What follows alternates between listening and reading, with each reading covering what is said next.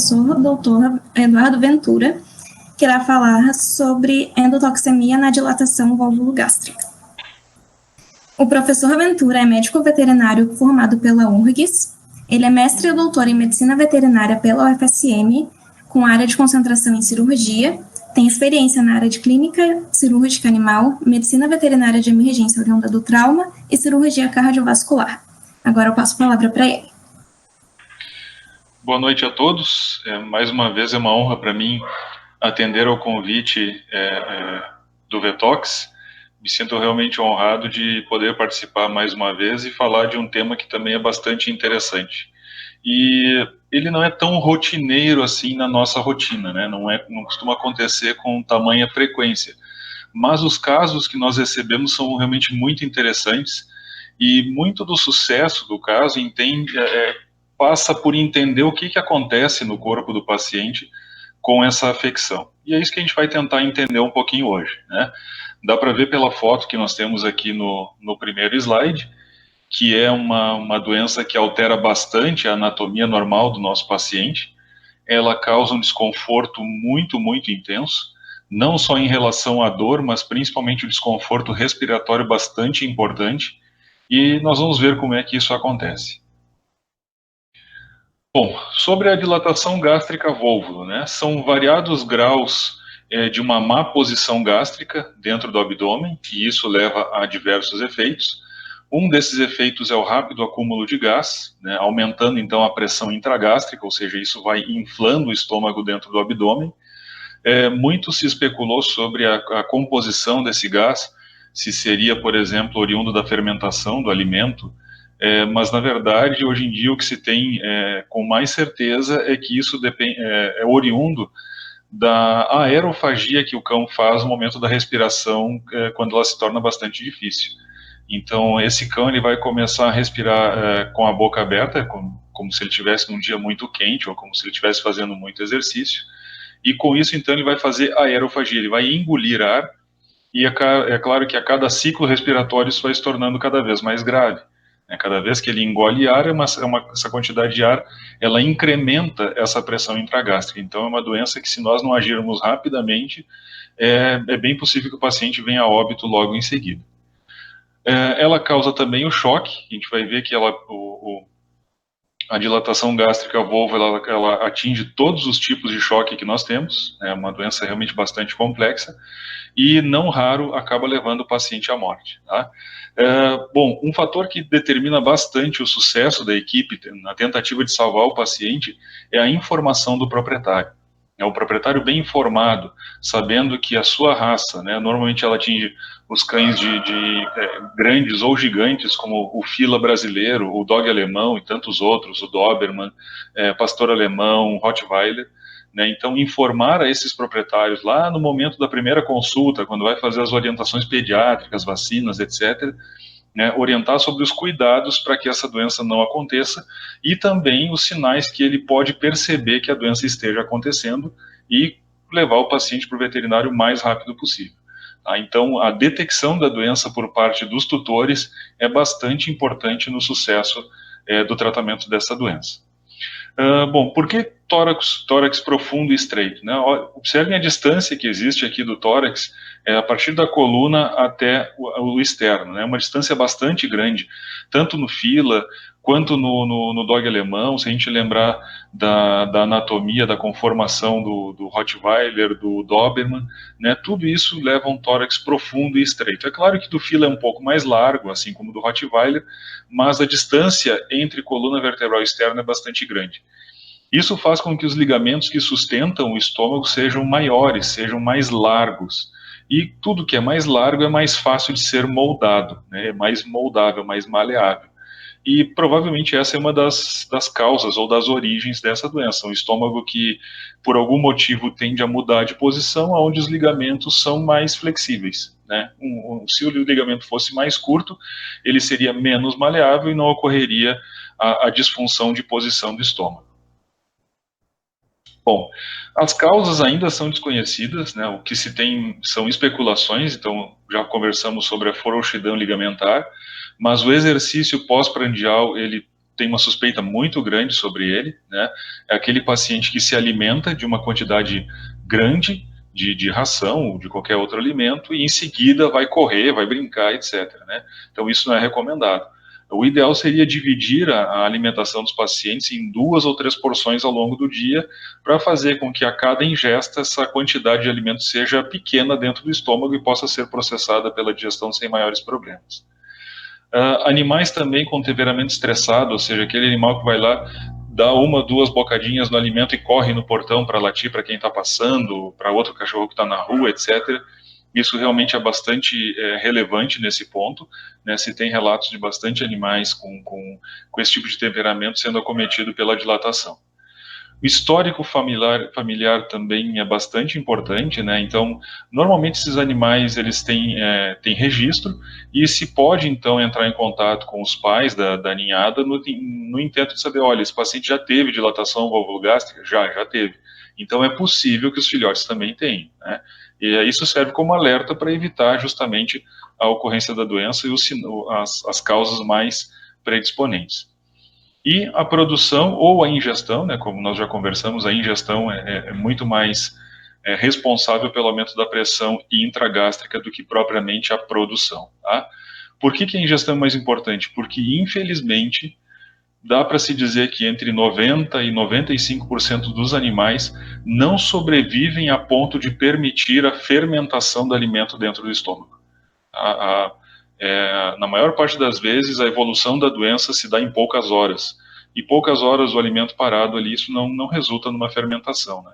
Então, por isso que se diz que o aumento da pressão dentro do estômago é muito mais advinda da aerofagia que se dá pela dificuldade respiratória.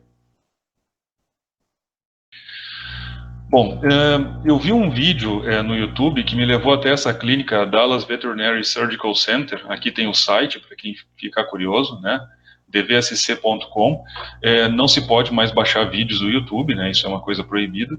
Mas eu fiz alguns prints do vídeo enquanto ele rodava para mostrar para vocês, porque é um vídeo muito, muito interessante, tá? Tem o link do vídeo aqui para quem quiser copiar e colocar no YouTube depois para ver.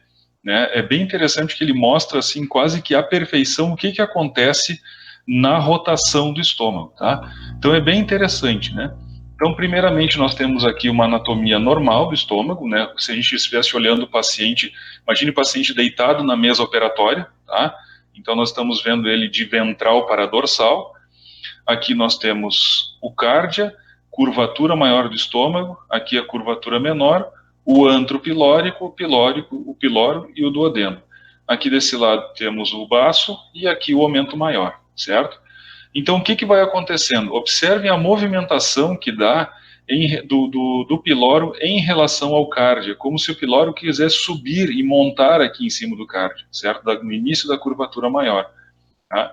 Então, é justamente isso que vai acontecendo. E é claro que se nós pensarmos em vascularização do estômago, isso acaba comprometendo severamente. Aqui no final, nesse último slide, o que nós temos é a torção de 360 graus. Ou seja, praticamente o piloro ele volta à sua posição, só que dessa vez torcido. Né? Tudo que nós fizermos uma torção no organismo, isso vai levar a início de uma hipóxia ou isquemia. Hipóxia seria um menor aporte de oxigênio ao tecido. E isquemia é 0 oxigênio para o tecido. Quando se obstrui completamente o vaso, de maneira que os tecidos por ele nutridos não recebem mais nenhum sangue. Tá? Então a gente deve imaginar que, vamos voltar um pouquinho aqui, no momento que vocês têm uma anatomia normal, com todos os vasos que irrigam o estômago numa situação anatômica absolutamente perfeita, né, esse é o ideal, isso é a anatomia normal do indivíduo. Mas à medida que o estômago vai adotando essa posição, todos esses vasos começam a ser estirados e torcidos. Tá? Eventualmente, aqui nós temos um caso clínico atendido aqui no hospital, onde o paciente foi atendido rapidamente, mas dá para perceber já que a coloração do estômago está um pouquinho alterada. Né? O estômago ele é um rosa um pouco mais vivo, e aqui eles mostram um rosa um pouco mais escuro, beirando a cianose. Né? Isso aqui é uma torção de 360 graus. O baço, nessa situação aqui, o baço ele pode ou não sofrer congestão, isso é bem variável. No caso desse paciente aqui não sofreu, porque o baço ainda estava pequeno. Tá? O baço, quando sofre congestão, ele aumenta muito o seu tamanho, ele consegue armazenar uma quantidade de sangue realmente absurda dentro dele, e isso, inclusive, é perigoso para o paciente, porque no momento em que nós fizermos a esplenectomia desse baço, em alguns casos pode ser necessário, quando ele mesmo se mostra isquêmico, o baço, ele, quando aumentado de tamanho, quando seus vasos sofrem vasodilatação, ele pode comportar até 20% da volemia do paciente ali dentro. Então seria como se nós causássemos uma hemorragia de 20% da volemia dele a partir do momento em que o baço se torceu e nós o removemos, tá? Então isso é uma coisa bem interessante do ponto de vista de causar já um choque hipovolêmico no nosso paciente, certo? Mas em algumas vezes, como é o caso desse paciente aqui, não ocorreu essa congestão, o baço se encontra pequeno, com uma coloração relativamente normal, e provavelmente assim que se reposicionar o estômago na cavidade, se desfazer a torção, ele deve ter uma recuperação da sua vascularização. Bom, aqui nós temos, então, a anatomia da rotação de 360 graus. Então, a gente vê que o piloro está lá atrás, escondido lá atrás, se vê a curvatura maior. O baço, aqui nesse caso, foi representado como estando aumentado de volume, por sofrer uma congestão. E no caso de uma torção de 270 graus, assim, só para deixar claro, tá? Não é assim tão importante definir o grau de rotação, certo? Os graus de rotação eles são determinados simplesmente pela posição em que o cirurgião encontrou o estômago na cavidade por ocasião da cirurgia.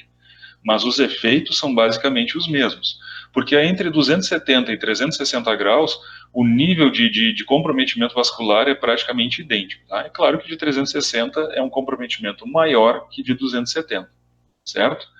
A título de curiosidade, quando vocês fizerem raio-x de um paciente com uma rotação de estômago de 270 graus, é essa imagem que nós vamos encontrar, uma imagem de compartimentalização do estômago. É como se a gente pegasse um balão desses de festa e o dobrasse no meio. Ali no meio vai formar um septo, com a parede do estômago dobrada, e essa compartimentalização aqui, ela indica, então, uma rotação do estômago em 270 graus, tá? Mas como eu disse, isso não é uma coisa assim que seja extremamente necessário para o diagnóstico e para o tratamento da dilatação vulvogástrica, ok? Bom, a fisiopatologia agora.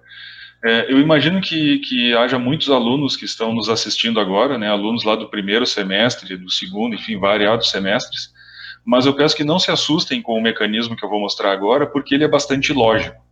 Basta a gente entender como é que o organismo funciona, como é que o organismo recebe sangue, como esse sangue é distribuído, que nós vamos conseguir entender como é que ele se dá esse funcionamento. Bom, está tudo dividido em cores para facilitar um pouco a compreensão, certo? Bom, inicialmente a gente lembra que o estômago cheio de gás, ele vai acabar comprimindo todas as estruturas ao redor. Se nós lembrarmos o que tem cranial ao estômago, tem o fígado, que ocupa toda a cúpula do diafragma, e o fígado ele é um órgão sólido, ele tem uma certa resistência. Então, quando o estômago começa a dilatar, ele vai acabar empurrando o fígado cranialmente, e o fígado vai começar a invadir a cúpula diafragmática, ele vai adentrar o tórax, claro que sem romper o diafragma, mas ele vai começar a tomar espaço do tórax. Então ele começa a ter uma influência torácica e diafragmática.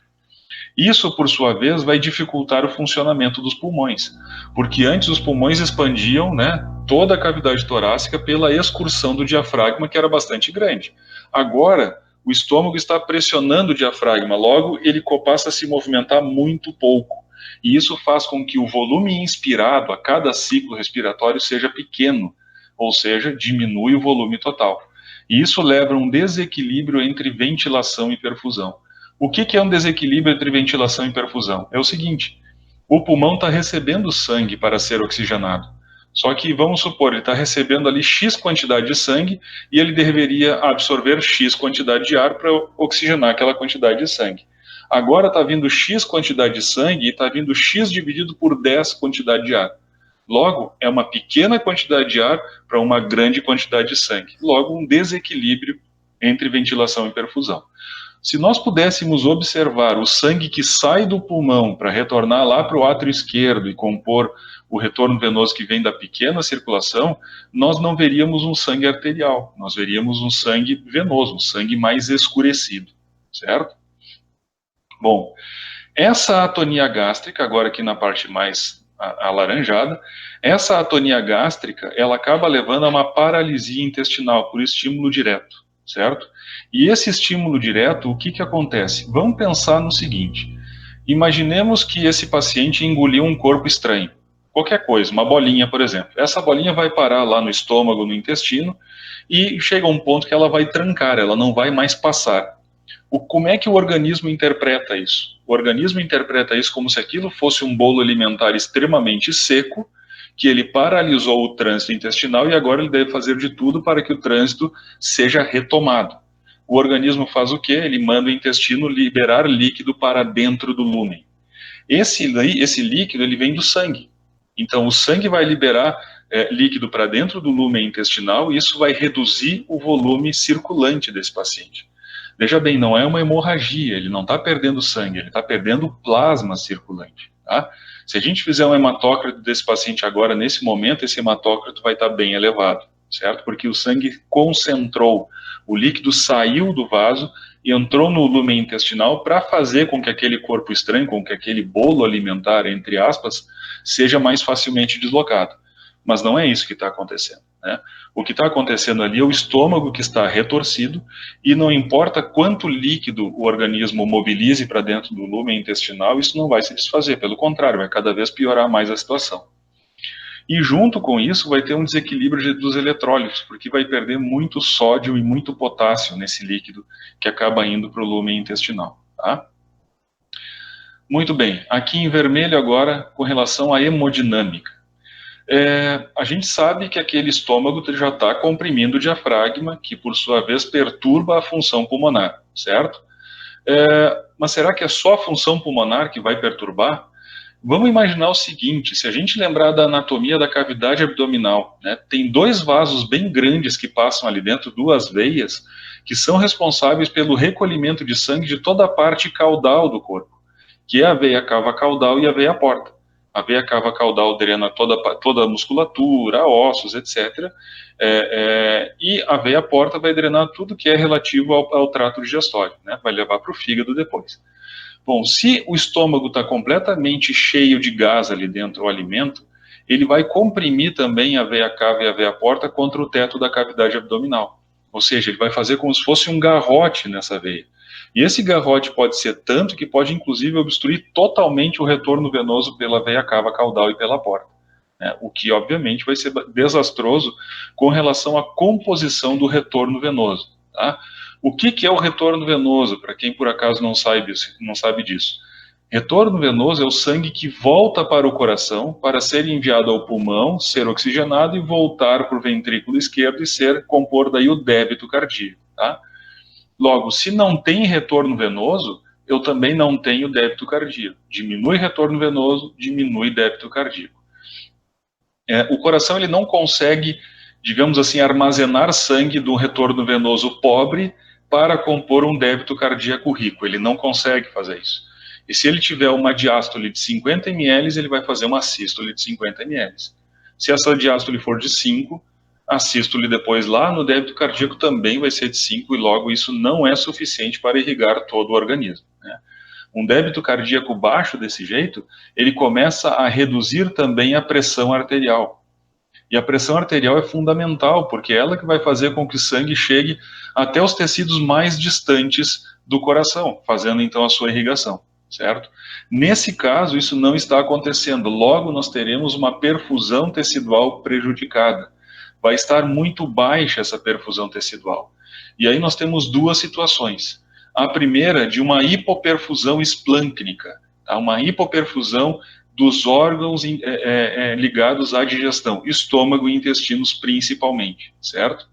E vocês vão ter também um problema de lesão de reperfusão, ou seja, se por algum motivo lá, quando eu distorci o estômago, começou a entrar sangue naquela região que estava cianótica há muito tempo e começa a sair aquele sangue venoso que está parado lá há muito tempo, isso leva junto produtos da degeneração proteica, né? Essa degeneração é oriunda das células que morreram porque não receberam oxigênio de maneira suficiente. E isso, digamos assim, nesse momento, vamos classificar simplesmente como um lixo do organismo. E todo mundo sabe que o lixo ele deve ser descartado de maneira adequada e não ser largado no sangue em grande quantidade, como está sendo feito agora.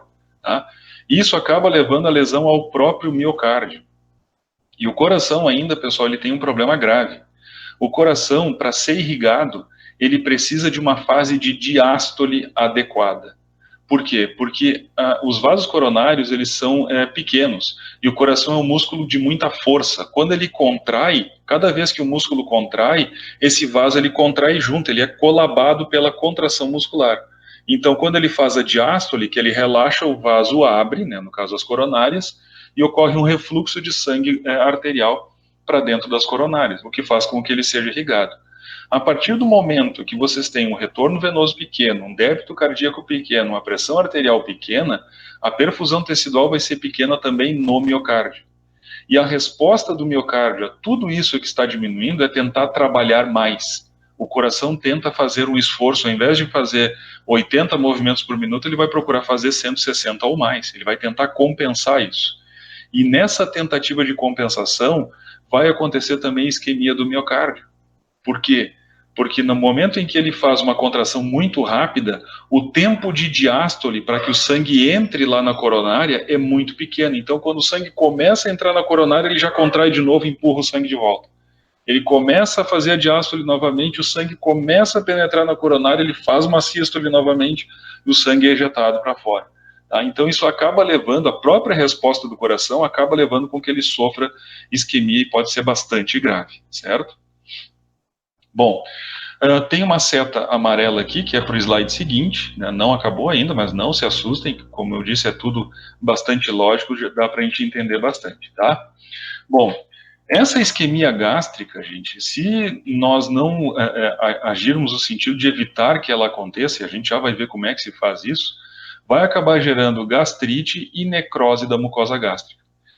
A mucosa é extremamente importante, por quê? Porque ela possui uma camada chamada lâmina própria. Essa lâmina própria, se nós considerarmos o indivíduo plenamente saudável, a função dela é bastante simples. Ela filtra a passagem de toxinas e de bactérias a partir do lúmen intestinal e gástrico. Então, tudo aquilo que nós temos no intestino, né, que tem uma quantidade de bactérias absurda ali dentro, produzindo toxinas, até para uma população bacteriana controlar a outra, né, as bacteriocinas, tudo isso é filtrado por essa lâmina própria. Um pouco sempre é absorvido. Vejam bem, isso eu estou falando do indivíduo normal. Um pouco sempre vai ser absorvido, mas é uma quantidade pequena e que o fígado, lá no seu sistema microsomal hepático, consegue matar as bactérias e detoxificar essas toxinas. Mas agora a lâmina própria está totalmente permeável, ela perdeu seletividade porque ela não tem mais sangue, e nada que não receba nutriente trabalha adequadamente.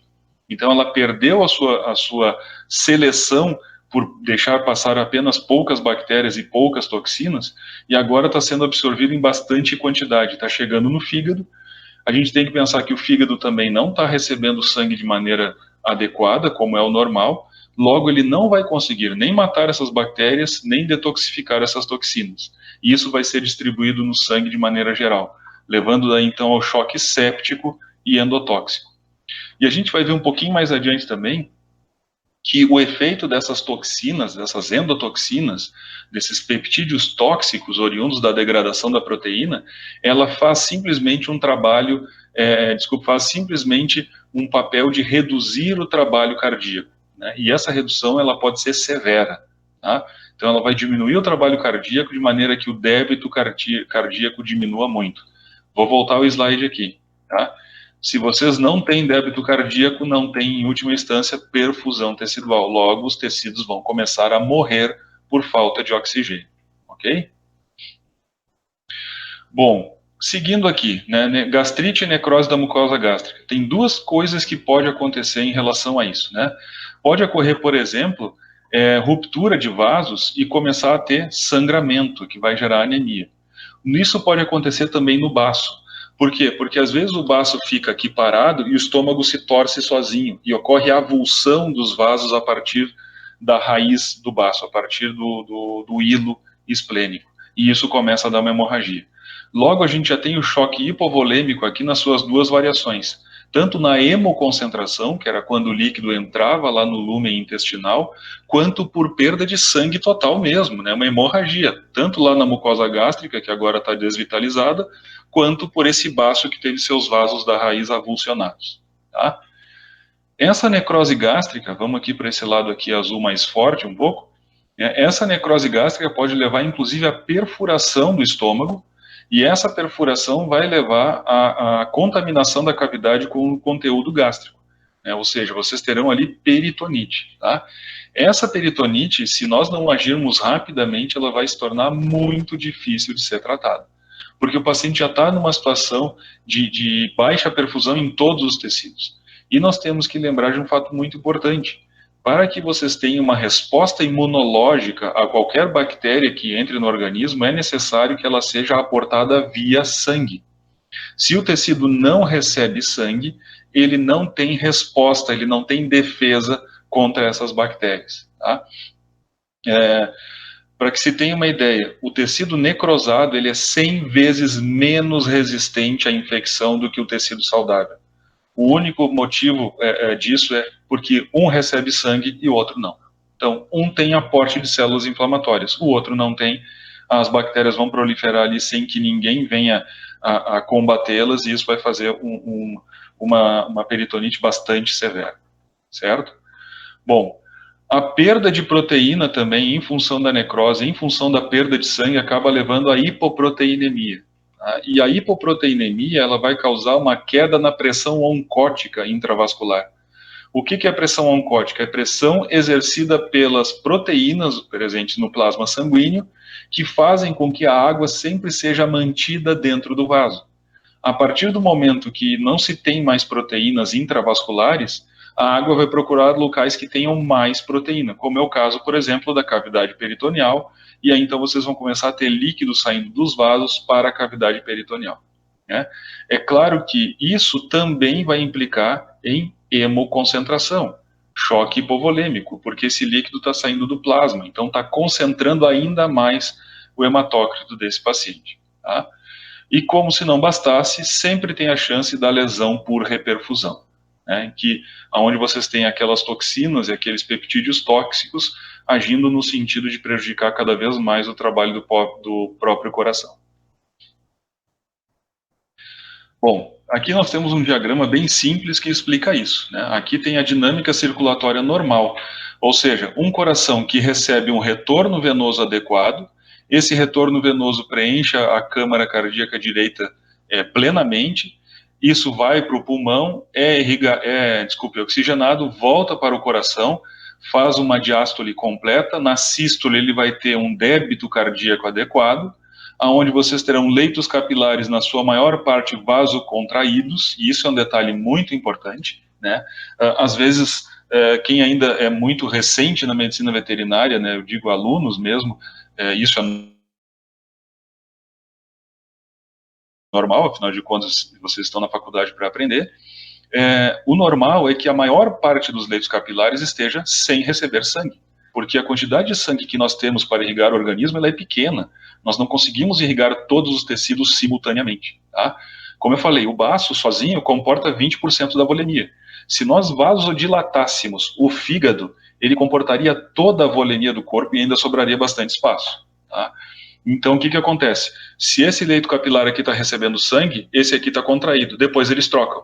Eles vão fazendo um revezamento sanguíneo. Um respira, o outro respira, né? E assim vai. Então, por isso que aqui no diagrama está mostrado que esse leito capilar está contraído. Por quê? Porque ele não precisa de sangue agora. Os outros leitos capilares estão usando. Isso vai ajudar no retorno venoso, né? Vai compor o retorno venoso e assim o ciclo vai se repetir. Agora, aqui embaixo, né, nós temos esse obstáculo. O que é o obstáculo no nosso exemplo de hoje? É o estômago que está comprimindo a veia cava caudal. Ou seja, esse vaso grande aqui é a cava caudal e o obstáculo do estômago que está pressionando essa veia contra o teto da cavidade abdominal, impedindo que o retorno venoso seja adequado, seja perfeito. Logo, olha aqui, ó, quanto que o ventrículo direito está cheio, bem pouquinho. a mesma quantidade vai sair pelo ventrículo esquerdo. E tem um detalhe, isso aqui vai piorando cada vez mais, por quê? Porque a pressão de ejeção do ventrículo esquerdo ela é bastante grande, né? É um ventrículo muito mais forte que o ventrículo direito. A parede da aorta é mais espessa, então o estômago vai pressionar, mas não consegue comprimir totalmente a aorta. Então o sangue acaba passando lá para a parte caudal do corpo e depois não volta. É como se ele tivesse uma hemorragia, mas não é, né? O sangue só vai e fica represado, ele fica sequestrado lá. Tá? E isso está explicado aqui, porque aqui os leitos capilares estão realmente bastante inchados, eles estão engurgitados de sangue, certo? Isso se deve a quê? Bom, em primeiro lugar, tudo que vier a ficar atrás dessa compressão, ou seja, do estômago para trás, caudal a compressão do estômago à veia cava, os tecidos vão começar a ficar com gestos de sangue, porque o sangue não está voltando para o coração, não tem retorno venoso. Nos demais tecidos, por exemplo, a parte cranial do corpo, eles estão todos dilatados, por quê? Porque agora eles não querem mais fazer revezamento sanguíneo. Porque o sangue que está vindo agora é em menor quantidade e menor concentração de oxigênio. Logo, o leito capilar que antes fazia o revezamento, né, um respira, o outro não, querido, agora todo mundo quer respirar ao mesmo tempo, porque tem pouco oxigênio disponível, e isso vai ser um problema. Né? O que isso vai ocasionar? Vai ocasionar um sequestro sanguíneo nesses capilares periféricos, e isso vai fazer com que tenha cada vez menos sangue disponível para os órgãos importantes, que é cérebro, coração e pulmão. Ok? Bom, aqui tem um organograma, né, um esquema bem simples para tentar mostrar isso. Então, aqui é a situação normal. Tá? O estômago aqui representado por esse amarelo esverdeado, né, está pequeno, está no seu tamanho normal. A veia porta está mandando sangue para o fígado, aqui a meia-lua vermelha. A aorta manda em alto fluxo sangue num débito cardíaco bom para todo o corpo, e a cava retorna isso em alto fluxo, certo? A cava cranial também faz o seu papel, drenando a parte cranial do corpo, tá? E a linha do diafragma aqui está perfeita, né? Não tem problema nenhum, não está sendo pressionado. O volume total de inspiração desse paciente ele é normal. Se ele inspira normalmente 1 litro, aqui está inspirando 1 litro sem problema nenhum. Então ele está conseguindo oxigenar todo o sangue que entra no pulmão. Não há desequilíbrio entre ventilação e perfusão. O problema é quando o estômago incha, por qualquer motivo. Então aqui vocês vão ter o estômago extremamente grande, pressionando a veia cava contra o teto da cavidade abdominal, o obstáculo circulatório, choque puro obstáculo circulatório, um dos 4 tipos principais. O sangue fica represado na parte caudal do corpo. A veia porta está fininha também, completamente comprimida, né? Não está conseguindo colaborar com o retorno venoso também. Então, se antes a aorta mandava 5 litros por minuto, agora ela está mandando só 1 litro por minuto. Por quê? Porque ela também está recebendo 1 litro por minuto.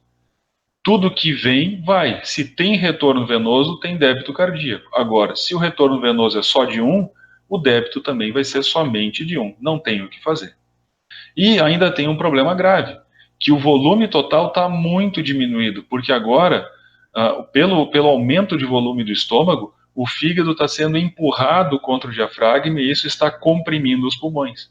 Então, aquela inspiração que era feita antes de maneira ampla, né, abrangendo 1 litro de ar, agora ela é curtinha e rápida, né, numa tentativa de tentar oxigenar o sangue da melhor maneira possível. Tá? Então, esse é o tipo de problema que vai acabar causando para o nosso paciente. Ele vai ter uma queda da perfusão tão grande que logo em seguida ele provavelmente vai acabar sofrendo uma isquemia do miocárdio, o próprio coração não consegue mais se irrigar e se ele não se irriga, o tecido morre, vai ter parada cardíaca e o indivíduo vai acabar morrendo. Tá? Por isso que a intervenção nessas situações ela é bastante importante, certo? Muito bem. Aqui nós temos um paciente e ele chegou até o atendimento em um hospital que eu trabalhei já faz bastante tempo, com o tempo que eu trabalhei na Universidade do Estado de Santa Catarina, em Lages. O proprietário reconheceu rapidamente os sinais, mas ele morava numa cidade distante. Então ele botou no carro, o paciente veio o mais rápido que pôde, mas quando ele chegou, o paciente infelizmente já tinha morrido, certo? Bom, o que se nota aqui? Observem aqui que tem a linha da costela e vocês têm logo caudal a costela o aumento de volume. Isso não é um aumento de volume que seria compatível com ascite, por exemplo. Se fosse um aumento de volume ascítico, o aumento de volume seria muito mais uniforme, até mais ou menos aqui. Mas não, ele é restrito à parte cranial do abdômen, tá? E observem o estado do pâncreas desse animal, certo? Isso aqui, gente, é um pâncreas que sofreu isquemia. Se nós lembrarmos da anatomia, o pâncreas ele fica localizado tanto em parte da curvatura maior do estômago, como no duodeno. Então, nessa situação em que o estômago torce, o pâncreas também é muito lesionado, ele sofre muito nessa situação, tanto por compressão direta dele, pelo estômago inchado, como também por um menor aporte sanguíneo que acaba chegando a ele. Tá? E o pâncreas ele tem um problema grave.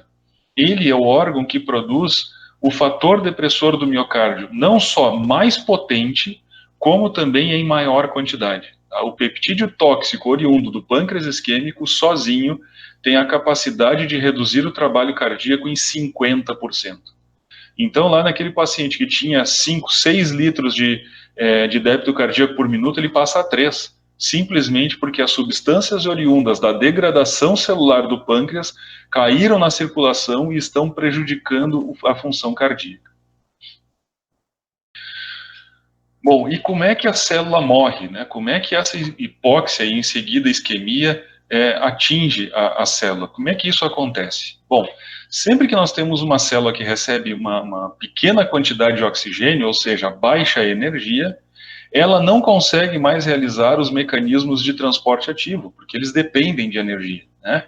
E se não consegue mais fazer isso, os mecanismos que atuam na manutenção da membrana celular acabam falhando, e isso causa alterações de permeabilidade da membrana celular. Nessas alterações, o que acontece? O potássio sai da célula, gerando uma hipercalemia. Importante lembrar que tanto a hiper quanto a hipocalemia podem gerar arritmias cardíacas, certo? E vocês vão ter, bom, já que o potássio é um cátion, né, um íon positivo, se sai algo positivo tem que, em troca, entrar na célula. E aí entra o sódio, o cálcio e a água vai entrar para a célula, não só pelo sódio, mas também por alteração da permeabilidade. Mas junto com o sódio, a água vai causar edema da matriz celular. Toda aquela fase de citosol, citogel que se tem na célula para que as organelas trabalhem de maneira organizada e funcional, ela não existe mais, porque isso acaba causando uma destruição da matriz intracelular. E essa matriz destruída, né, sem energia, já vai fazer com que haja labilização das membranas lisossomais. O lisossoma ele faz o quê? Ele faz a parte digestória da célula, né? Ele faz um vacúolo, ali dentro ele secreta substâncias digestivas, e isso faz com que, a partir dali, a célula aproveite os produtos dessa digestão. Agora, aqui, o que vai acontecer? O lisossoma, ele vai romper, e ele vai liberar essas enzimas dentro do citoplasma, o que vai causar uma autofagia celular, levando à irreversibilidade do choque, certo? Então, se a gente pensar assim, bom, mas se isso acontecer, por exemplo, numa célula do intestino, tem problema? Olha, numa célula, não. O problema todo é que nessa doença, na dilatação gástrica volvo, serão bilhões de células que estarão sofrendo esse mecanismo de morte celular por conta da queda na perfusão tecidual, cujos mecanismos nós já vimos anteriormente. Tá? E isso pode estar acontecendo, por exemplo, lá no cardiomiócito. O coração está tentando funcionar de todo o jeito possível, né? É a função dele, certo? Mas ele não está conseguindo. Por quê? Porque ele não recebe energia. E sem energia, é natural que os seus cardiomiócitos venham a acabar morrendo, porque ele não consegue mais manter todo o seu arcabouço intracelular, sofrendo então essa morte celular e tornando o choque irreversível quando ocorre então a parada cardíaca. Bom, e a endotoxemia, então, quais os efeitos, né? O que acontece? Bom, se nós pensarmos numa isquemia esplâncnica e hipóxia, né, numa fase, digamos assim, mais inicial da doença, vocês terão a liberação de algumas substâncias que são bem desagradáveis para as células em si. Tá? Essa degeneração vai liberar indol, escatol, putrescina e cadaverina. Bom, putrescina e cadaverina, né, os nomes já são terríveis por si só, né? Isso aqui, gente, é degradação de aminoácidos, tá? São essas substâncias, o escatol, inclusive, ele deriva de uma palavra grega que significa fezes, só para vocês terem uma ideia. Tá? O escatol, ele dá o odor característico das fezes, certo? Então, todo aquele cheiro desagradável de tecidos necrosados, quando se atende, por exemplo, aquela cadela com tumor de mama necrosado que tem aquele cheiro fortíssimo, extremamente desagradável, são essas substâncias que estão agindo. E essas substâncias, elas são oriundas da degradação dos aminoácidos. Bom, qual é o problema disso? Quando degrada aminoácidos, se a gente pensar na cadela com a úlcera da mama, isso acaba não sendo um grande problema. Estou falando só em relação a isso, tá? Porque uma mama, o necrosado é horrível. Mas se a gente pensar na degradação dos aminoácidos levando à formação de toxinas, essas toxinas, a maior parte delas cai no meio ambiente, ela não é absorvida. Mas pensem nesse paciente da dilatação gástrica volvo que está sofrendo isso ao longo do seu estômago e intestino. Isso está caindo no lúmen intestinal e no sangue. Então ele está absorvendo isso de maneira muito, muito intensa. Bom, e essa degradação dos aminoácidos por si só é um problema? Nem tanto. O problema é que os aminoácidos eles podem se recombinar. A partir de 2 aminoácidos já é considerado um peptídeo. E esses peptídeos agem atrapalhando justamente a função do coração. Né? Se isso acontecer no pâncreas, a gente já viu isso, vai ter o peptídeo tóxico pancreático, ou o fator depressor do miocárdio, que ele produz, e que acaba levando, então, a essa grave característica de diminuir o trabalho cardíaco pela metade. Numa segunda fase, vai ocorrer, né, que o tempo disso é muito variável, né, não se pode precisar isso, mas numa segunda fase nós vamos ter então em ação as citocinas pró-inflamatórias, que é aquele fator de necrose tumoral, o TNF-alfa, algumas interleucinas, e elas, por sua vez, vão começar a formação de óxido nítrico. Tá? O que o óxido nítrico faz? Por que as citocinas fazem isso? Elas não deveriam agir em nosso benefício, né, no benefício do nosso paciente? Sim, elas fazem. É que o óxido nítrico ele vai levar à geração dos radicais livres, ou mais modernamente chamados espécies reativas do metabolismo do oxigênio, tá? Chamado ERMO, tá? Essas substâncias aqui, pessoal, que é o superóxido, esqueci o nome disso aqui, mas também não importa, peróxido de hidrogênio, as hidroxilas, né? Todas essas substâncias aqui, elas agem no sentido de matar bactérias. Por isso que as citocinas fazem a sua liberação, né? Elas induzem a sua liberação para que os macrófagos, os neutrófilos, consigam, então, fazer a sua atividade adequadamente. Só que agora, isso não está acontecendo. Porque agora o fluxo sanguíneo está muito baixo. Lembra que nós temos uma perfusão sanguínea baixa. E então, através desses radicais livres e o óxido nítrico, ele é reciclado pelo GMP cíclico, né? Então ele vai ter 2 vias, a constituinte óxido nitroso e a induzível óxido nitroso, então vai produzir mais óxido nitroso, por consequência, mais radical livre ainda. Eles vão começar a agir nos tecidos de 2 maneiras bem ruins. Primeiro, eles causam vasodilatação tecidual. Lembra do capilar? Um respira, o outro prende a respiração, né? Cada um respira no seu tempo. Agora todos os capilares vão ficar assim. Já estavam antes. Por quê? Porque recebiam um pouco de oxigênio, eles têm que nutrir a célula, eles fazem vasodilatação, todo mundo quer respirar ao mesmo tempo. Agora vocês vão ter radicais livres chegando, causando mais vasodilatação ainda, fazendo com que aqueles tecidos sequestrem sangue que poderia estar irrigando o cérebro, coração e pulmão. E, além disso, vocês terão também lesão por reperfusão, tá? Essa lesão por reperfusão, pessoal, é justamente isso. É levar esses peptídeos tóxicos que estavam parados, por exemplo, lá na parede do estômago necrosada. E quando eu desfiz a rotação, isso caiu na circulação, cai na veia cava, vai direto no coração, fazendo com que a sua atividade caia ainda mais, tá bem? Então, toda vez que se fala em radicais livres, né, se sabe que eles têm uma grande influência com relação à queda na performance hemodinâmica do paciente. Bom, as toxinas bacterianas também influenciam negativamente, certo? Lembre que eu comentei lá da lâmina própria do intestino, né, que ela, agora que não recebe mais oxigênio, não funciona adequadamente, então bactérias e toxinas estão sendo absorvidas. Tanto exotoxinas, que normalmente são, na maior parte, oriundas de organismos, micro-organismos gram-negativos, quanto às endotoxinas, que são a maior parte que se encontra no trato gastrointestinal, são gram-negativos, correspondem às enterobacteriáceas, né, que a maior parte é gram-negativa, tem seus efeitos. As gram-positivas, elas são citotóxicas, neurotóxicas, né, um exemplo de neurotoxicidade, por exemplo, tétano e botulismo. Tá? O botulismo impede a comunicação da placa motora e o tétano, a toxina tetânica, faz uma hiperestimulação da placa motora. Né? Então, o botulismo é um indivíduo sem contração muscular, todo flácido, e o tétano é um indivíduo espástico, né, com uma contração muscular extremamente intensa. Tá? E enterotoxinas que causam desidratação e desequilíbrio hidroeletrolítico bastante intenso, porque a diarreia, né, o meio que se causa isso, faz com que se perca muito líquido, que nós já vimos que é oriundo do plasma, logo o indivíduo desidrata, e também eletrólitos, principalmente sódio e potássio. E as endotoxinas, elas causam, digamos assim, a maior parte do problema, no nosso caso, do volvo de dilatação gástrica. Tá? Porque essas bactérias, elas eventualmente acabam morrendo e liberando os lipopolissacarídeos de superfície, que são extremamente alergênicos.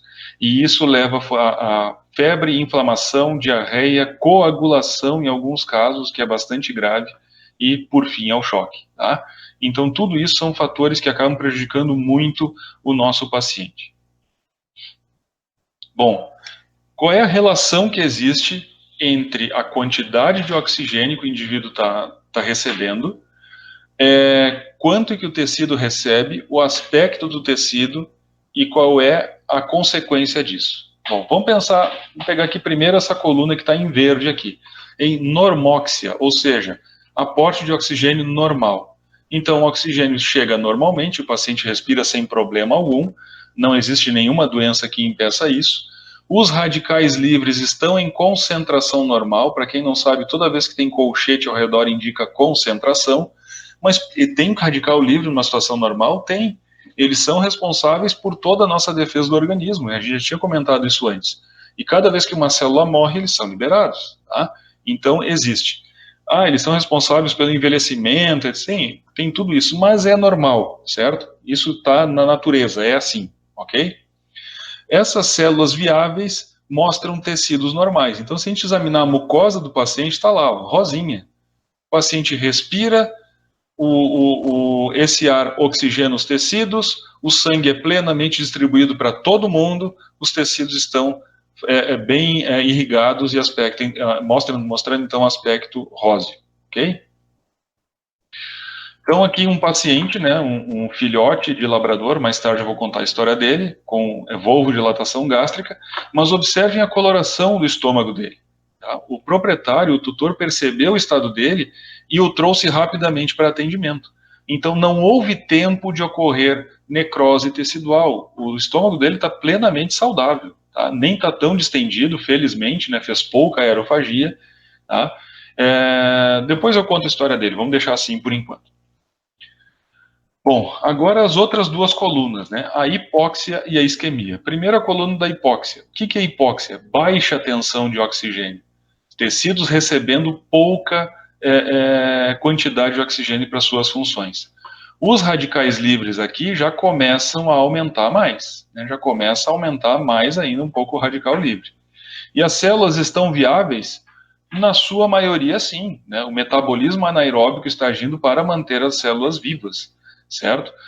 Por exemplo, um indivíduo que sofreu uma asfixia breve, uma asfixia de 1 a 2 minutos, ele vai ficar cianótico, mas isso não causa lesão tecidual, desde que se retire a causa da asfixia.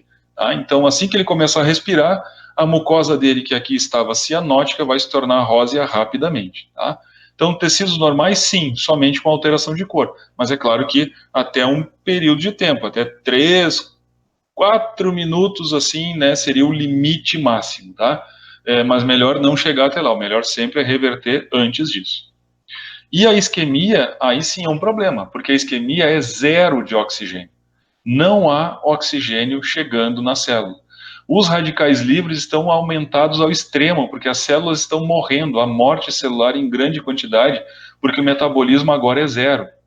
Lembrando aqui, chegando de novo na coluna da esquerda, aqui, mucosa rósea, 38 ATPs pelo ciclo aeróbico. beleza, 38 ATPs. Metabolismo anaeróbico, 2 ATPs. Reduz muito a quantidade de energia, tá? E se ninguém fizer nada, metabolismo zero, 0 ATP sendo produzido. Ou seja, células sem nenhum tipo de aporte de energia. E aqui, para demonstrar, coloquei aqui um paciente com uma fratura exposta em um osso completamente desvitalizado. Esse osso está morto, certo? Não adianta tentar fazer o que for para tentar recuperar esse osso, porque ele está morto. O que tem que fazer simplesmente, nesse caso aqui, uma fratura exposta, é amputar o membro do paciente, porque o osso não é mais viável. Se isso acontecer no estômago do nosso indivíduo, bom, aí a gente vai ter que ver o que nós vamos fazer, tá? Observem essa foto aqui, um estômago de um paciente com volvo de dilatação gástrica. Essa porção aqui, tecido saudável, né? Tecido róseo, brilhante, sem alterações.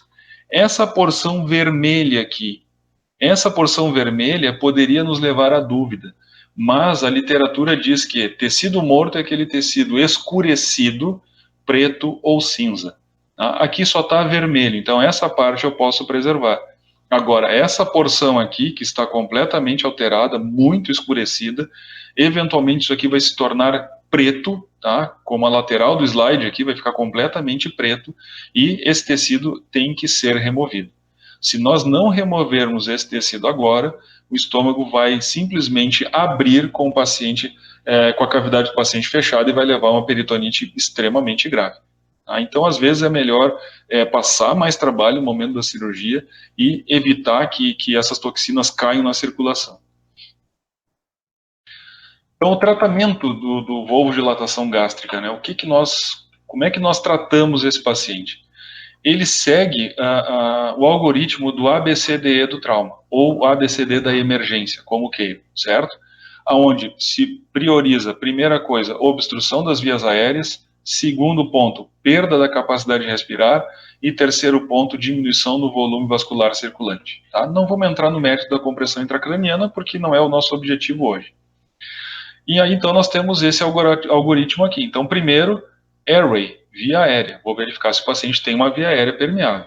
No nosso paciente com dilatação gástrica volvo, sim, ele tem. Né? A via aérea dele está permeável, porque a traqueia não foi pressionada. Ele consegue fazer a inspiração e a expiração. A respiração, ela existe? Existe, mas ela está bastante dificultada. É um indivíduo que tem o estômago comprimindo o diafragma empurra os pulmões, o volume total a cada inspiração é bem reduzido.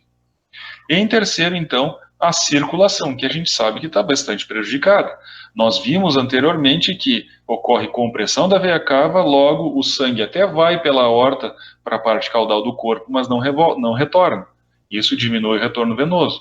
Nós vimos que podem ocorrer hemorragias em nível tanto de estômago quanto de baço por avulsão dos vasos. Choque hipovolêmico diminui também o retorno venoso. Tá?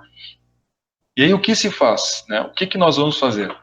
Primeira coisa, né, antes de mais nada, vamos deixar isso bem claro. Ninguém atende emergência sozinho, muito menos um volvo de dilatação gástrica. É necessário uma equipe para fazer isso. Eu diria que o atendimento inicial precisa de pelo menos 3 pessoas. 2 pessoas é possível? Mas diminui muito a chance do paciente sobreviver, porque tu vai ter que trabalhar 30% mais, né? E isso pode não ser adequado naquele momento. Então, enquanto uma pessoa começa a fazer oxigênio no paciente, por máscara mesmo, né, colocar máscara de oxigênio, fazer com que ele inspire, aumentar ao máximo a concentração de oxigênio daquela inspiração curta, né, que ele tem, que normalmente é 20%, vamos tentar subir para uns 40%, já está muito bom se isso acontecer. O esvaziamento gástrico, ele é fundamental, tá? Por quê? Porque o aumento de volume do estômago é que está causando todos esses problemas. Está causando o choque por obstáculo, bloqueando o retorno venoso na veia cava, e está causando também a compressão dos pulmões. Então, se eu conseguir esvaziar o estômago da melhor maneira possível, isso vai contribuir para que o paciente se recupere da melhor maneira possível. Isso pode ser feito por sondagem, né, por via oral mesmo, colocar uma sonda larga pelo esôfago até o estômago, o que às vezes funciona, às vezes não. Às vezes a gente não consegue passar a sonda porque o esôfago está torcido, a sonda não passa por ali. Então a trocaterização acaba sendo o mais utilizado. Tá? Se faz sempre do lado esquerdo, se pode percutir a parede abdominal, para verificar aonde está a zona mais hiperressonante, aqui dá aquele som de tambor mais elevado, e ali se introduz então 2, 3, 4 catéteres número 14, para que o ar vá saindo com o passar do tempo. Tá?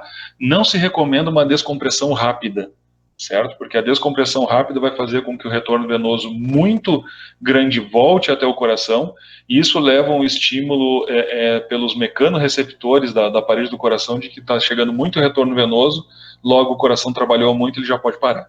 Tá? Então pode ocorrer parada cardíaca nessa situação, ocorre uma distensão dos cardiomiócitos que compõem a parede do ventrículo direito, ele não consegue mais contrair. E enquanto isso, né, aqui uma pessoa, aqui duas pessoas, e a terceira pessoa fazendo acesso venoso, iniciando a fluidoterapia. Depois disso, então, aí podemos partir para a cirurgia, né, controlar as arritmias, usar antimicrobianos e algumas outras medidas. Então, a fluidoterapia, de preferência a administração em vaso central, de preferência na jugular. Tá? Por quê? Porque o volume aportado ali é maior. Não adianta fazer fluido, por exemplo, na safena ou na femoral, porque tem a compressão da cava. Então, todo fluido que se colocar ali, ele vai parar lá no estômago que está comprimindo o vaso e não vai ser aproveitado para compor volemia nesse paciente. As arritmias, né, se detecta tanto por auscultação como pelo eletrocardiograma. É claro que o eletrocardiograma é muito melhor, né, ele vai te definir exatamente o que está acontecendo. Se trata inicialmente com lidocaína, em bolos de 2 a 4 miligramas por quilo intravenoso, e se isso não resolver, se pode ir repetindo a dose, né, na medida do necessário, ou realizar infusão contínua na dose de 50 microgramas por quilo por minuto. Tá? Hoje em dia é fácil, isso com bombas de infusão, tu calcula ali, bota lá exatamente 50 microgramas por quilo por minuto, né, e a bomba de infusão vai fazer isso para ti sem complicações. Bom, e a terapia cirúrgica, né? Bom, a terapia cirúrgica nós podemos fazer algumas técnicas. Primeiramente, o ideal seria que fosse o estômago daquele labrador que eu mostrei para vocês anteriormente, que ou seja, não precisa remover porções do estômago, tá? Isso seria o ideal, mas não é o que acontece na rotina. Na maior parte das vezes é necessário remover partes do estômago, então fazer uma gastrectomia parcial. Existe uma técnica descrita no livro da Teresa Fossum da invaginação ou do enfossamento da região necrosada. Eu já fiz isso uma vez, não tive problemas, mas eu depois li alguns artigos que diziam que poderia causar necrose, né, ou seja, perfuração da parede do estômago, com toda a questão da peritonite que já conversamos, ou então ulcerações bastante intensas no local do enfossamento, né, que aí o paciente poderia demorar bastante tempo para se recuperar. Eu adoro foto de livros, né? Porque a foto não, na verdade, isso é um desenho. O desenho ele traz tudo esmiuçado, tudo muito simples. Não existe parede abdominal para incomodar, não existe o ligamento falciforme, que quem já acompanhou a cirurgia sabe que ele fica incomodando ali na frente sempre. E a linha de necrose é extremamente retilínea, tá? Isso raramente vai acontecer. Aonde ele diz que devemos preservar a artéria gastroepiploica esquerda. Isso aqui, gente, na maior parte das vezes já vai estar coagulado, né? Vocês vão ter que acabar ligando esse vaso, e ele remove essa porção aqui e se sutura muito facilmente, preservando os órgãos, né? Infelizmente, nem sempre é assim, a realidade pode ser bem mais dura. Observem o estômago desse paciente, que ele apresentava necrose total. Passando um carro de som na rua aqui, eu peço desculpas. Apresentou necrose total, tá? Então esse paciente aqui, bom, a gente pode fazer, por exemplo, uma gastrectomia total, unir duodeno direto com o esôfago, mas os cuidados pós-operatórios desse paciente, pós-operatórios tardios, com relação à alimentação dele, tornarão a vida bastante desagradável, tá? Talvez fosse o caso de indicar eutanásia, né, numa situação grave como essa aqui. E detalhe, pessoal, fatalmente um paciente com uma deterioração gástrica nesse estado, vocês imaginem que toxinas estão agindo no sentido de que esse coração vai acabar parando dali a pouco, né? Dificilmente ele vai conseguir sobreviver a tamanha agressão. E aqui nós temos um outro caso também, que o estômago está completamente desvitalizado, tá? Se a gente observar aqui, já começou a romper a camada seromuscular, né? Já tem uma ruptura, né? Essa coloração é uma coloração amarela acinzentada, ou seja, não existe mais viabilidade aqui que possibilite a manutenção desse estômago. Aqui um outro caso, né? Lembra que eu tinha comentado acerca da avulsão das artérias do hilo esplênico, né? Dê uma olhada aqui na quantidade de coágulos que estão aqui. Tem muito sangue, dá para observar bastante sangue na superfície do estômago, nas mãos do cirurgião e do auxiliar. Então, esse paciente está perdendo uma grande quantidade de sangue aqui. Quando existe esse tipo de avulsão, o melhor realmente é fazer a esplenectomia total, porque é muito difícil se localizar e ligar só um ou dois vasos, e essa ligadura de um ou dois vasos poderia levar a uma necrose posterior, então teria que esperar alguns minutos, né, cerca de 10 a 15 minutos, para ver se isso vai levar a uma lesão ou não. E isso é uma cirurgia de emergência, né? Daqui a pouco o anestesista vai te dizer, olha, tu não tem 10 minutos, tu tem 5 para terminar a cirurgia, porque senão o paciente vai acabar morrendo. Eu não estou conseguindo, a despeito de todos os recursos de vasopressores, de bolos de fluido, eu não estou conseguindo manter a pressão arterial desse indivíduo. E aí nós temos que agir o mais rápido possível mesmo, certo? Olha o tamanho que era esse baço, tá? Esse aqui era um fila, né? Esse baço aqui, pessoal, teve mais de 40 centímetros de comprimento, tá? E olhe como ele está engurgitado de sangue, né? A borda dele está arredondada. Então, aqui dentro deve ter tranquilamente 20% da volemia, se não tanto, talvez 15%, o que já é bastante, né? Isso já está represado aqui e não está compondo a volemia do paciente. Então, ele já tem é como se ele tivesse uma lesão arterial em qualquer outro lugar e ele já tivesse perdido 15 a 20% do seu sangue. E, é claro, né, nós temos, pensando que o nosso paciente vai sobreviver, aliás, esse paciente aqui acabou sobrevivendo, desculpe, nós temos que dar um jeito de que essa doença não recidive, que isso não volte a acontecer. Isso se faz através de uma técnica chamada gastropexia, que é simplesmente fixar o antro pilórico na parede abdominal, de maneira que aquela rotação que nós vimos naquela sequência de fotos lá no início não aconteça. Toda vez que o duodeno tenta se deslocar, ele não consegue, ele fica preso ali, e isso evita, então, a recidiva da dilatação volvulogástrica. Para vocês terem uma ideia da importância da realização dessa técnica, cerca de 90% dos pacientes que não realizam essa técnica voltam a ter a volvodilatação gástrica novamente, tá? Então, é obrigatório, sempre façam. A menos, claro, né, como eu falei antes, que a situação do paciente não permita, o anestesista te peça para que termine isso o mais rápido possível. Então, recuperamos o paciente, assim que ele melhorar, então nós vamos operá-lo para fazer a gastropexia, tá? Mas, em geral, se faz no próprio procedimento. As indicações, então, são tanto a dilatação volvogástrica, como também uma doença chamada herniação hiatal. Tá? Pacientes com hérnia de hiato se beneficiarão da técnica de gastropexia da mesma maneira. São várias técnicas, certo? Na verdade, são 4 técnicas.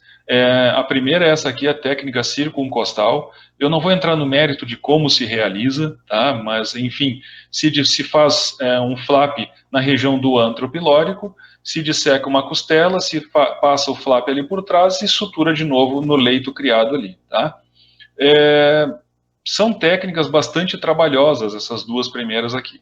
A alça de cinto, ou belt loop, também chamada, é bem semelhante, só que ao invés, também se faz no antro pilórico, só que ao invés de dissecar a costela, se disseca uma faixa da musculatura e face abdominal interna, se passa esse flap elevado do estômago ali por trás e se sutura novamente no leito criado anteriormente, tá?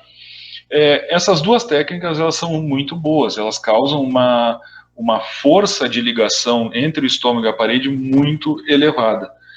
Só que são técnicas trabalhosas, e se verificou que não é necessário uma força assim tão grande para evitar que o estômago venha a rotar, certo? Então, elas caíram um pouco em desuso, mas são boas técnicas, né? Isso depende bastante do cirurgião que está realizando. Às vezes o cirurgião tem uma preferência, olha, durante toda a vida eu fiz a circuncostal, então segue fazendo porque tu faz bem e não vamos mudar isso agora. As técnicas que eu recomendo são, primeiramente, a incisional ou flap muscular, né, que aqui tem também o desenho da Fossum bastante simples, né, porque não tem nada para atrapalhar na volta, não existe hemorragia, nada disso, quando na verdade a gente sabe que, desculpem esse a gente sabe que não é sempre assim que acontece, né? Toda vez que vai fazer incisão ali na camada seromuscular do estômago ocorre um sangramento. É importante deixar claro que em todas as técnicas nunca se entra na luz do estômago, tá? Se faz um beliscamento, ou seja, eu vou beliscar a muscular do estômago e embaixo a mucosa e a submucosa estarão íntegras, certo? Então nunca se entra. Se por acaso acontecer de entrar na luz, é só fazer uma sutura ali para resolver o problema. Mas a dica que eu dou para vocês é bastante simples, né? Toda vez que vocês forem fazer a incisão, ao invés de fazer a incisão diretamente com o bisturi, façam o beliscamento da camada muscular e passem o bisturi entre os dedos, na crista elevada por vocês entre os dedos. Aí a mucosa vai estar, a submucosa e mucosa estará aqui embaixo, protegida, não vai ter risco nenhum de adentrar no lume. Tá? É bastante simples e ajuda bastante. A outra técnica que eu recomendo é a por sonda, a gastrostomia, mas elas têm, eu recomendo em duas situações. A incisional, essa aqui eu recomendo quando o estômago não sofreu necrose, por exemplo, tá? Que eu não preciso entrar no lume intestinal ou se eu entro somente para esvaziar. Então eu recomendo essa aqui porque provavelmente o paciente não vai timpanizar no pós-operatório, é bem provável que ele vá querer se alimentar. Tá? Porque ele não teve tempo de absorver toxinas que prejudicassem o seu organismo. Quando o paciente já tem necrose, precisou fazer gastrectomia, né, precisou remover porções do estômago, a gastrostomia ou a gastropexia por sonda é bastante interessante. Então se usa essas sondas do tipo Foley, é uma sonda com balonete, se passa ela para dentro do abdômen por uma incisão na pele e na musculatura, no estômago se faz uma incisão, se coloca a sonda lá dentro, infla o balonete, essa sutura aqui é chamada bolsa de tabaco. Então, depois que o balonete está inflado, a gente aperta essa sutura para que a sonda fique presa ali dentro pelo seu balonete, se traciona o estômago contra a parede e aqui fora se prende então com uma sutura chinesa essa sonda, tá? Cuidado só com essa gastrostomia. Ela deve permanecer por 7 dias, não importa se o paciente melhorou muito, já está se alimentando sozinho, está querendo correr, não importa.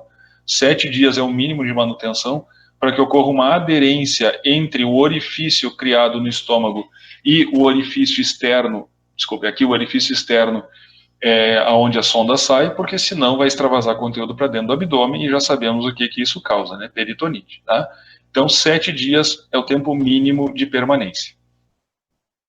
Bom, vamos ao caso então daquele paciente, né, daquele labrador filhote. O caso dele, gente, foi o seguinte: o proprietário saiu para trabalhar de manhã, botou a ração dele, né, que ele tinha sido orientado, ele sabia o que tinha que fazer, ele botou a ração, só que por algum motivo ele deixou o saco de ração aberto do lado, não se deu conta, saiu apressado talvez. Resumindo, o cãozinho comeu até não aguentar mais, né, e claro, foi brincar, porque filhote é assim, né, ainda mais de labrador. O estômago se torceu, e aí foi para o hospital, conseguimos fazer o atendimento, né, o estômago dele está com uma coloração normal, felizmente. Então se fez uma incisão entre a curvatura maior e a menor, que corresponde a essa região aqui, para que se pudesse então fazer o esvaziamento do estômago. Para fazer o esvaziamento do estômago, porque a sonda não passava, né, não se tinha como passar a sonda, sempre removam o estômago da cavidade, isolem o estômago da cavidade muito bem isolado com tampões de laparotomia, façam alguns pontos de reparo para que vocês possam manter isso erguido, ou seja, se ocorrer extravasamento vai ser sob condições controladas, não vai ser aquele monte de alimento saindo, caindo no meio da cavidade, né, que leva a peritonite depois. E aí então, com um campo que será descartado, vocês vão tirar todo aquele alimento lá de dentro. Aqui está sendo feito manualmente, mas pode ser feito com aspiradores também, mas tem que ser aspirador de calibre grande, porque o fino aquele ele acaba entupindo, tá? Depois disso, então, todo esse campo aqui, ó, foi descartado, né? Que está com o alimento ali, que é altamente contaminado. A contaminação ali não é tão grande, tá, pessoal? Porque o ácido clorídrico ajuda bastante, mas considerem que as células produtoras do ácido clorídrico estão funcionando mais adequadamente.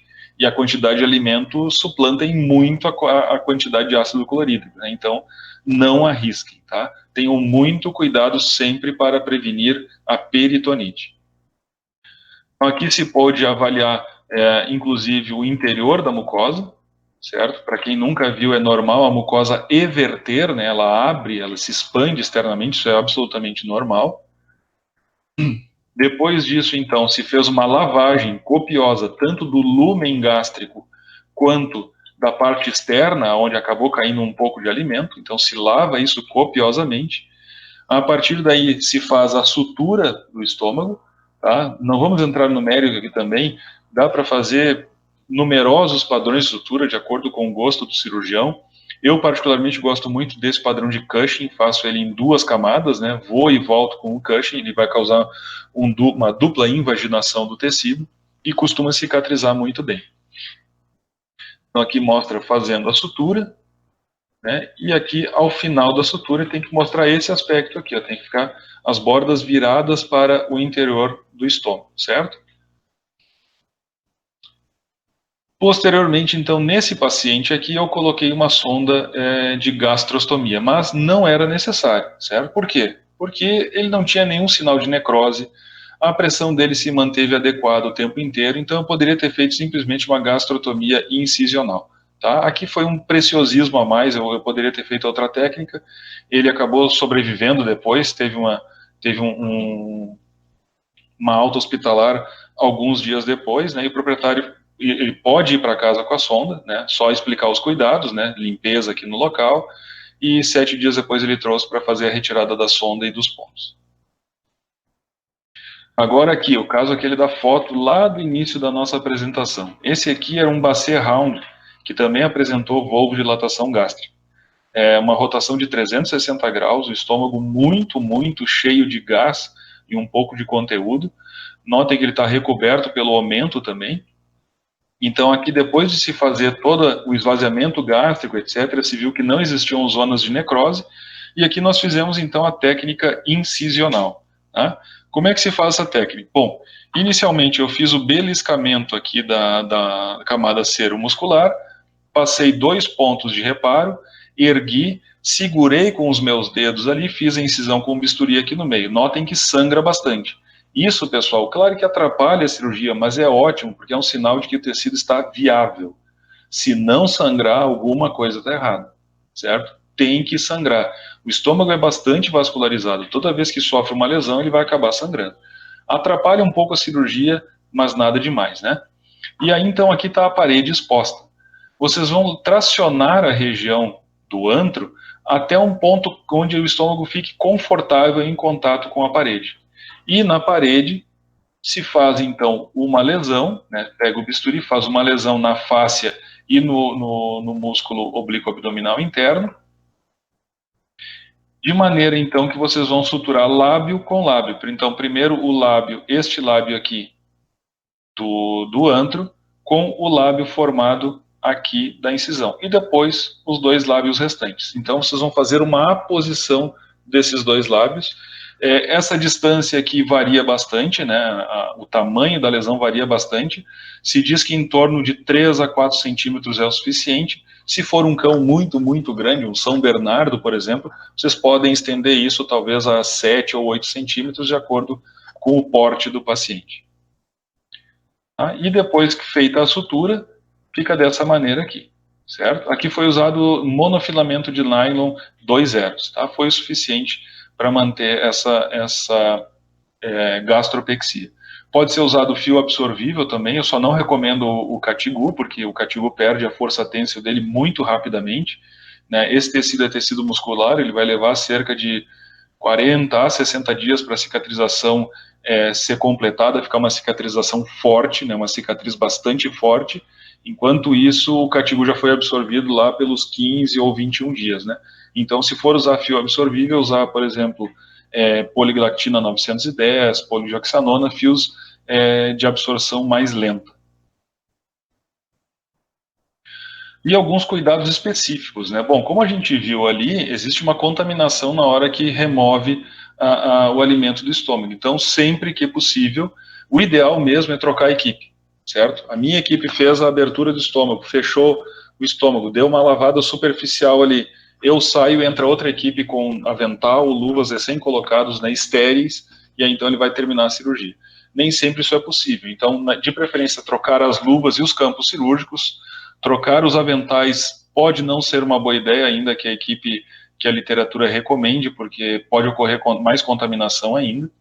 Trocar o instrumental que está sendo usado é importante, e depois irrigar, lavar abundantemente a cavidade abdominal. Tá? O ideal é com solução de Ringer com lactato, ou solução de cloreto de sódio 0,9%, ambas aquecidas.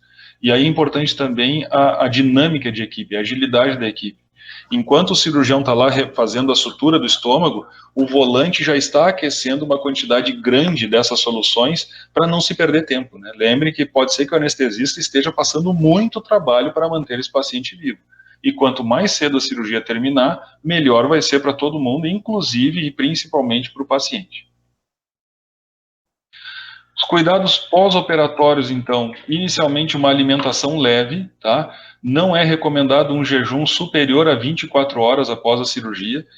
Com 24 horas já ocorre selo de fibrina nas incisões em órgãos luminais digestórios como estômago e intestino. Então, começar com alimentações leves, né?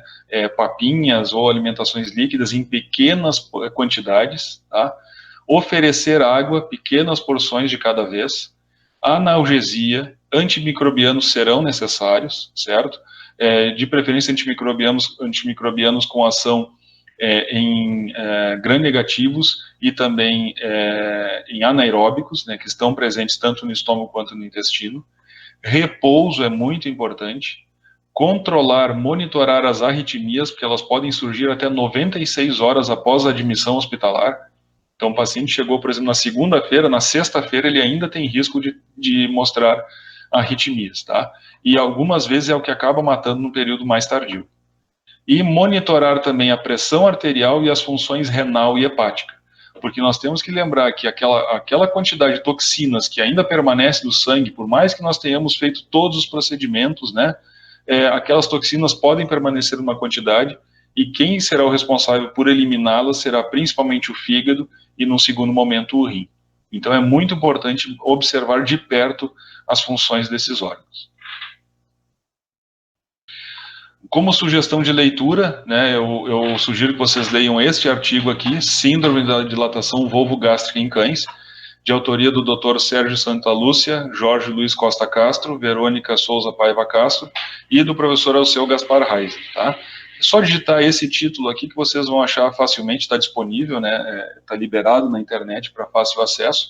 É uma revisão de literatura muito, muito interessante, bastante completa sobre o assunto. Tá? Recomendo bastante para quem quiser se aprofundar um pouco mais no assunto. E convido a todos, né, para quando a situação da pandemia normalizar, né, os nossos alunos naturalmente já vão frequentar o hospital, mas aqueles que são de outras universidades, até mesmo de outros estados do país, ou mesmo de fora do país, para que venham visitar o nosso hospital, serão realmente muito bem recebidos, ok? Mais uma vez eu gostaria de agradecer o convite do grupo do Vetox, agradecer ao Eduardo, a Micaela, a professora Paula, né, pelo incentivo e pelo convite, e espero que eu não tenha dado o sono que eu dei nesse gatinho para vocês, ok? Muito obrigado, pessoal. Estou aberto, então, às perguntas. Boa noite, professor. Está me ouvindo? Sim, estou ouvindo. Eu só vou esperar minha câmera abrir. Ok. Agora sim. A sua palestra foi incrível, foi cheia de elogios. Nós do grupo gostaríamos muito de agradecer a sua presença, esse encerramento perfeito do congresso. Muito obrigado, agradeço. Foi assim, um espetáculo. Não dá nem para chamar de palestra, é um show. Não era bem o objetivo, eu não tenho muito esse perfil, mas agradeço. Eu vou passar para as perguntas, mas antes eu quero lembrar para o pessoal ficar presente para o sorteio, que só vai ser verificado se seguiu todas as etapas do sorteio, quem estiver online no YouTube. Agora eu vou partir para as perguntas. A Caroline perguntou: existem casos em que é possível se corrigir com a passagem de sonda oral apenas? Sim, mas aí normalmente não é volvo gástrico, tá? A dilatação gástrica são torções até 180 graus. E se eu conseguir passar a sonda, eu posso tentar esvaziar o estômago, e isso naturalmente vai levar o estômago à sua posição anatômica normal, tá? Em alguns casos é possível. Porém, há situações em que eu tenho torções de 360 graus, ou seja, fez uma volta completa no seu eixo, e a sonda passa sem problema nenhum. E tem casos onde a torção é de 90 graus e a sonda não passa. Ou então mesmo existem situações em que não há nem torção, é só dilatação gástrica. Né? O estômago está muito, muito, muito dilatado. Porque o que, que acontece? Imagina que aqui vem o esôfago e aqui está o diafragma. Então o esôfago normalmente ele desce reto, né? Só que agora que o estômago está cheio, o esôfago faz essa voltinha aqui sendo empurrado pelo próprio estômago. E aí a sonda não passa de jeito nenhum. Então, se a sonda passar, perfeito. Eu posso lavar o estômago, né? Primeiro vou drenar o máximo de conteúdo, posso colocar a solução aquecida lá para dentro, vou drenar, e quando eu drenar eu já avalio, por exemplo, se está vindo só alimento ou se está vindo também tecido, que poderia ser mucosa gástrica que se desprendeu. Tá? Se isso acontecer, se vier aquele tecido marrom escurecido, isso é sinal de que é extremamente necessário que se faça a cirurgia, porque senão aquela região ali vai acabar evoluindo para uma úlcera perfurada com peritonite posterior. Ok? Mas é possível sim. Caso não venha nada disso que eu falei, é possível sim. Em alguns casos é possível reverter somente com a sondagem. Ok. A Micaela perguntou: qual a taxa de sucesso pós-cirúrgico? A taxa de sucesso pós-cirúrgico, ela não é tanto devida à cirurgia em si, quanto ela é devida aos fatores hemodinâmicos do paciente. Tá? Por quê? Porque a cirurgia ela é um reparo mecânico das alterações da torção do estômago. Ela não é um reparo bioquímico. Tá? Então eu consigo reparar a torção do estômago, eu consigo remover zonas necrosadas, consigo fixar o estômago à parede para evitar alguma recidiva. Mas aquela absorção de toxinas que já aconteceu, né, por conta das necroses teciduais, que o organismo acabou absorvendo toxinas, por conta da permeabilidade da lâmina própria do intestino, que não recebe mais oxigênio, isso eu não tenho como reverter com a cirurgia, e sim com a terapia contínua desse paciente, com monitoramento contínuo. Esse paciente ele vai precisar, no pós-operatório, seguir recebendo oxigênio, provavelmente, né, isso vai depender da avaliação. Se a oxigenação dele estiver normal, talvez não precise, mas ele com certeza vai precisar de fluidoterapia e alimento assim que possível. Tá? Então é necessário colocar o estômago para funcionar, isso estimula também a irrigação do estômago, a irrigação do intestino, porque se ele não recebe alimento, não tem por que ele receber tanto sangue assim. E se ele não recebe tanto sangue assim, como é que ele vai se recuperar das lesões que ocorreram? Então, pode ser que ele continue absorvendo ainda essas toxinas, né? E isso é bastante grave. Tá? A forma de tratar essas toxinas é bastante complexo. O objetivo maior é evitar que as toxinas se formem, que é muito difícil, porque o paciente já vem produzindo e absorvendo isso, mas evitar que ele continue absorvendo. E no período pós-operatório, existe até algumas terapias, por exemplo, com vitamina E, no sentido de evitar, de quelar, de alguma forma quelar, ou evitar que essas toxinas venham a interagir com as células do organismo. Mas o efeito disso é bastante questionável, não se sabe ainda se isso exerce um efeito prático ou não. Tá? Então, no pós-operatório, é aquilo, é manter a função hepática e renal, é fluidoterapia e controle intensivo do paciente para ele eliminar aquelas toxinas o quanto antes. Perfeito. O Lua perguntou: a hipercalemia é mais comum após intervenção e instalação da síndrome de reperfusão ou já desde o início do quadro clínico já tem repercussão clínica notada? Desde o início já pode ter repercussão clínica notada, tá? Porque, na verdade, eu falo isso em relação ao potássio. No início, né, quando o estômago se torce, que ele começa a sofrer aquele mimetismo de que se fosse um corpo estranho, o intestino começa a jogar líquido para dentro da luz do intestino. E aí ele vai perder potássio da circulação sanguínea, né? Ele vai sofrer uma hipocalemia. A hipocalemia também pode levar à arritmia cardíaca. Numa situação mais tardia, evoluindo isso, sei lá, meia hora, uma hora depois, pode ser que esse paciente tenha uma queda na perfusão tão grande que ele venha a ter mortes celulares, né? E essa morte celular, ela concorre com a hipercalemia, porque o potássio sai da célula e acaba caindo no sangue. E a hipercalemia, então, também vai acabar levando a arritmias, tá? A lesão por reperfusão, ela vai causar uma hipercalemia não diretamente. Porque o que é a lesão por reperfusão? Imagina que eu coloque um elástico aqui no meu dedo e deixo durante 20 minutos, né? O meu dedo vai morrer. Aí eu solto esse elástico, começa a migrar essas toxinas oriundas da morte dos meus tecidos aqui do dedo, e isso vai chegar até o meu coração. O que o coração vai fazer? Ele vai sofrer o efeito dessas toxinas, diminuindo o seu trabalho cardíaco. O cardiomiócito não vai mais conseguir contrair adequadamente, ou seja, as sístoles serão cada vez mais fracas.